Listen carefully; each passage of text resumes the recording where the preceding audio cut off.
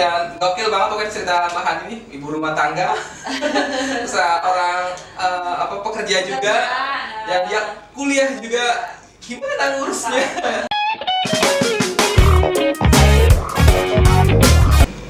Halo, assalamualaikum warahmatullahi wabarakatuh. Kembali lagi di Talk Podcast STIM Muhammadiyah Jakarta. Podcast yang membahas tentang seputar pendidikan dan membahas tentang belajar dari berbagai orang-orang yang sukses di bidangnya sehingga kita termotivasi dan terinspirasi untuk menjadi sukses. Amin. Oke, pada podcast sore hari ini kita kedatangan mahasiswa terbaik tahun ini di kampus STI Muhammadiyah Jakarta.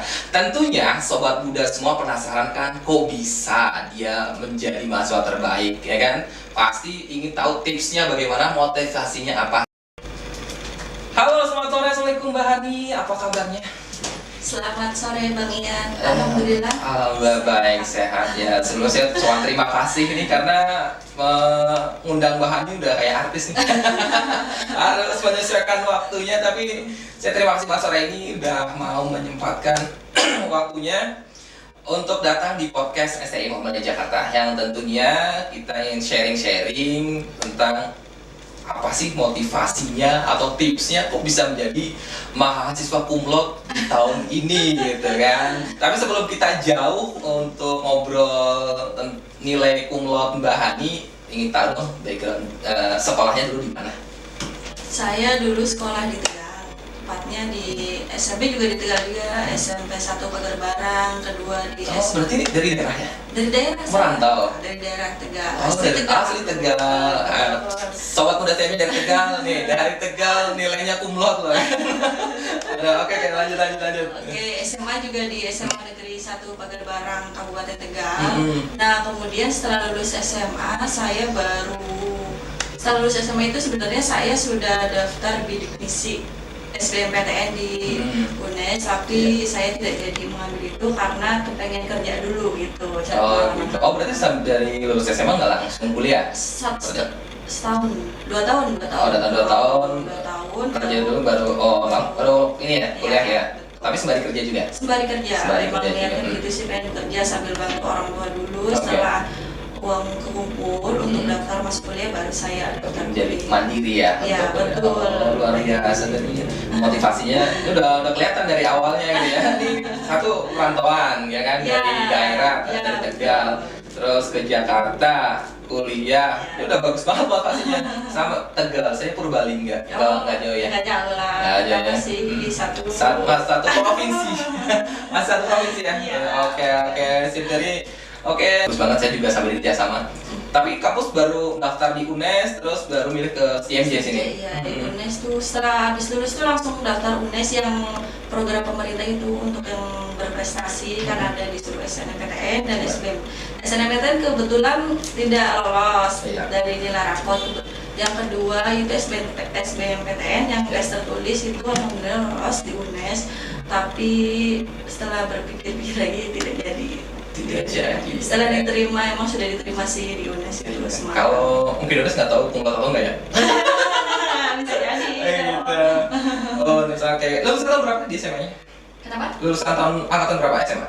Angkatan tahun 2014 ya. Oh, adik kelasku berarti ya. Tapi di sini lulusnya bareng gitu ya. Baru aku 7 kali pindah kampus.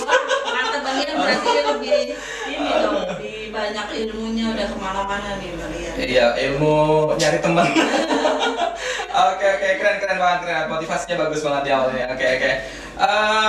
Kemudian motivasi kamu kok bisa milih STIMJ dari UNES, milih STIMJ untuk kuliah kamu di sini? Karena pertama tuh nyari yang bisa untuk di waktu ya. Oh, sembari kerja.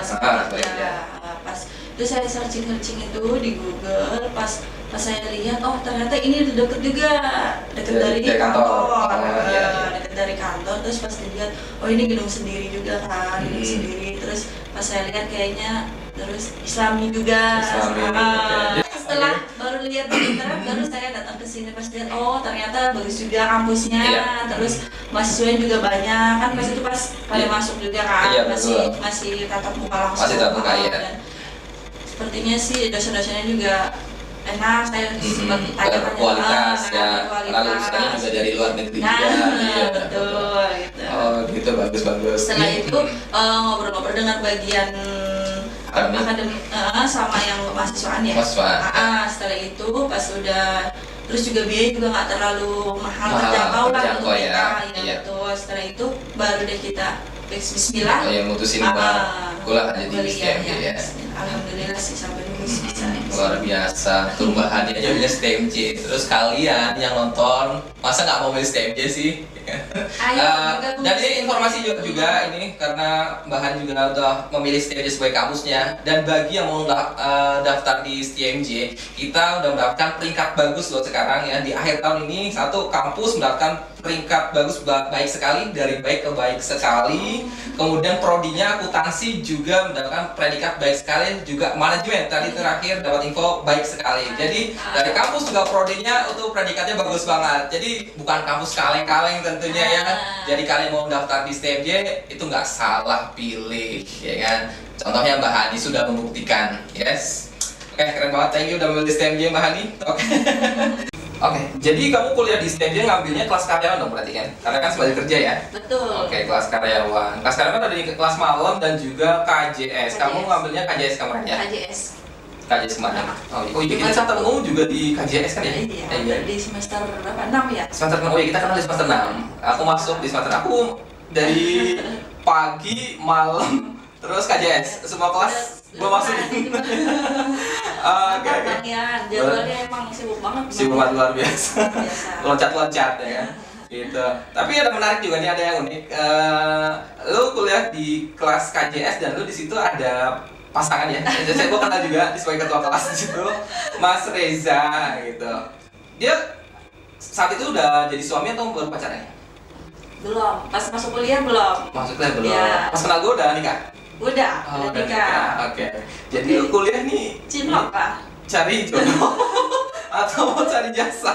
Dua-duanya. Bonus itu Mas, bonus. Bonus ya. Oh, gitu berarti. Rezeki dari awal. Alhamdulillah ya. Alhamdulillah. Sobat muda, kalian kalau mau kuliah di STMJ bukan cuma dapat ijazah, bisa ijazah juga. Dia udah buktiin. tapi bagus. Tapi selama kuliah kan kamu itu ada pasangan juga, pacaran, apa nggak terganggu gitu untuk belajarnya atau konsennya gitu? Sih malah enak, di rumah bisa belajar bareng, bisa sharing. Maksudnya kalau ada yang ini aku nggak bisa nih, ini gimana, apalagi background kita pas SMA aku IPA, dia IPS. Saling melengkapi ya? Iya, betul. Oh, bagus banget, makanya gitu. Nah, ini kan kamu kemarin dapat nilai cum laude ya, cum laude. Berapa sih PK kamu kemarin? 3,84. 84. Kalau 84 berarti masuknya bukan cum laude, summa cum laude dong harusnya ya kan? Benar, summa cum laude berarti kamu itu kalau summa cum laude itu masuknya dengan kehormatan atau pujian tertinggi. Ih, keren banget loh. Karena kan tingkatan cum laude itu dari 340, 359 itu cum laude, 360, 379 magna cum laude. Kalau udah 380 ke atas itu udah semua cum laude. Berarti gila, udah pujian tertinggi. Kebetulan ini juga aku cuma beda beberapa poin aja sih sama Mas Reza itu. Dia juga 38 juga? 38,0. Masya Allah, amazing sih, gokil banget. Ini dia kuliah, ketemu jodoh, IPK-nya semua cum laude, laki bini lagi ya. Ini gokil banget sih, bener, ini seru-seru banget itu. Dapat jodoh, dapat nilai bagus, cum laude lagi ya. Oke, luar biasa. Inspirasi banget buat sobat-sobat muda tentunya ya. Tapi jangan diambil, ya gua harus pacaran juga nih, biar dapat enggak. Tapi yang positifnya di sini saling melengkapi, bahwasanya kita di sini mencari ilmu, mencari masa depan yang lebih baik gitu ya. Jadi ambil motivasi baiknya, positifnya seperti itu, bukan ya Mbak Hani ya? Iya, betul. Gitu. Dan selain itu kan kamu udah jadi istrinya Mas Reza ya, harus ngurus rumah tangga juga. Terus itu kamu lagi hamil ya? Dan sempat punya anak ya? Betul. Sebelum ujiannya kamu udah punya anak kan? Udah Punya anak. Nah, ini untuk menggapai nilai cum laude ini tuh kamu gimana cara bagi waktunya? Jadi istri juga, kerja juga, ya, terus ngurus anak juga gitu. Aduh. Super deh Mas, kita bagi waktunya udah Senin sampai Jumat kerja, Sabtu kuliah, Jumat Sabtu kuliah. Nah, sisa waktu minggu doang. Paling kalau ada tugas itu aku kerjain malam atau sambil bekerja sih, biasanya curi-curi waktu aja di kantor. Terus malam, apalagi pas semester akhir itu kan aku udah punya anak, nah paling aku kerjainnya itu malam pas anak udah tidur jam 10-11 gitu sampai jam 12 itu baru aku tidur gitu. Yang penting sebisanya kita aja sih memaksimalkan waktu betul, gitu ya, tanggung jawab ke suami, ke keluarga itu tetap dijalankan sebagai istri gitu ya, dan tanggung jawab untuk pendidikan, pekerjaan tetap terbagi juga ya, nggak terbengkalai semua.